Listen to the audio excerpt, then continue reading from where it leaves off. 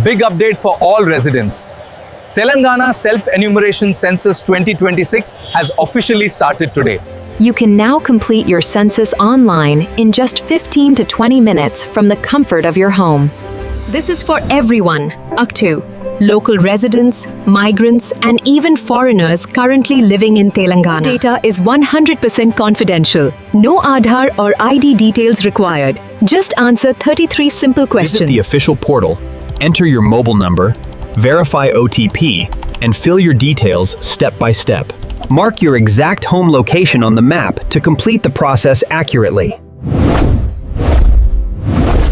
After submission, you will receive a unique 11-digit ID. Keep it safe for verification. When the census officer visits your home, provide this ID to complete your verification. Don't wait. Complete your self-enumeration before the 10th of next month. Visit the official portal now and be a part of building a better Telangana.